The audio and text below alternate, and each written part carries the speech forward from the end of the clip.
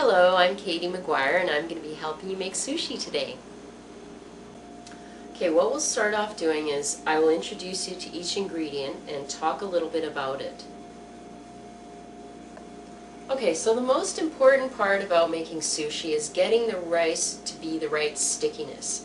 And how you can do that is you need to rinse it and rinse it and rinse it and rinse it until you just can't rinse it anymore. The water has to be clear. Otherwise the rice gets so sticky that when you roll it up, the rolls are very big and they split the seaweed. So you want to rinse it. And it takes about 20 minutes. You can't be in too big a hurry when you're making sushi.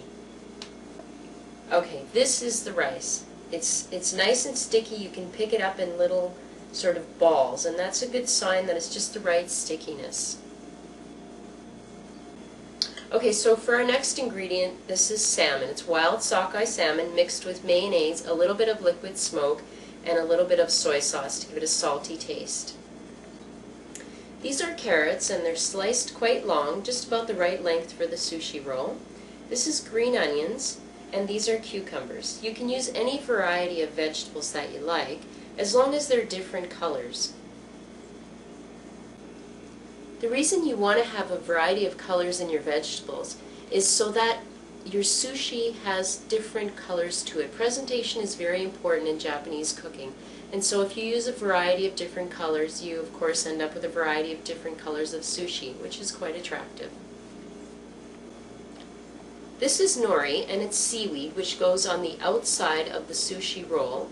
It comes in different strengths, we'll just say, and the lower priced nori unfortunately doesn't hold up as well as the higher priced stuff. It's just one of those things that you get what you pay for.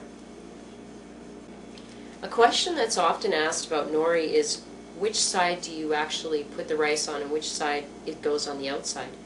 You put the rice on the shiny side so that when you roll it up, the ribbed side or the rougher side is actually what's showing. So it goes something like this.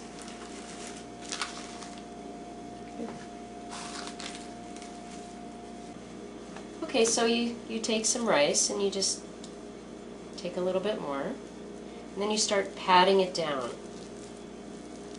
You can have a little bowl of water close by so that it's easier to for the rice to get off your fingers.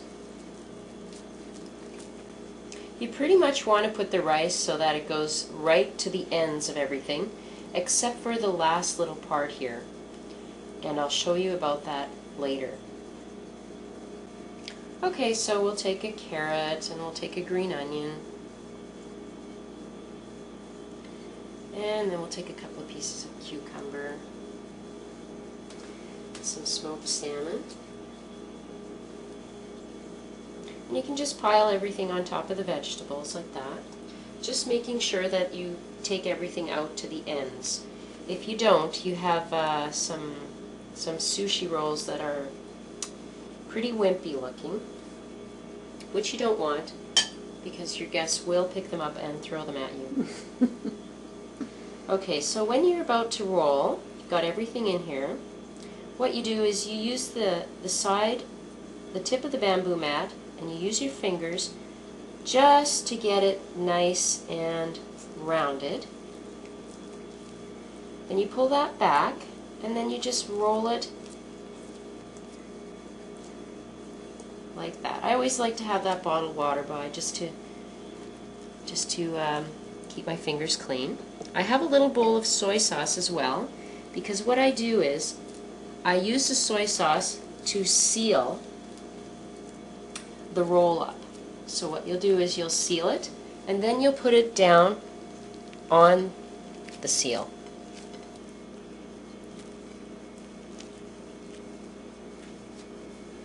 So when you're slicing up sushi, you'll want to use something that has a serrated knife and very gently go through it. It's almost like it glides itself down to the bottom.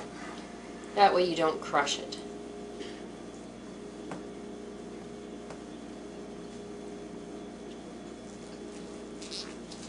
And make it in nice bite-sized kinds of pieces. And it's kind of nice if you just place them all in sort of a nice looking formation. Just It's just a little point about presentation, but it kind of makes a difference. This is usually what wasabi comes in, and sushi is served with wasabi, ginger, and soy sauce.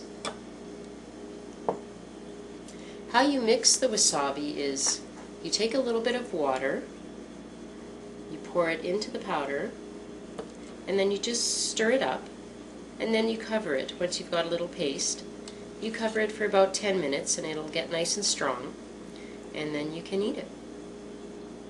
You just take a piece of sushi, well this is what I do anyhow, I dip it into the soy sauce, I put a nice little dollop of wasabi on it, not too much because this stuff is screaming hot, another word for it is horseradish. You put a little piece of ginger on it, and you enjoy.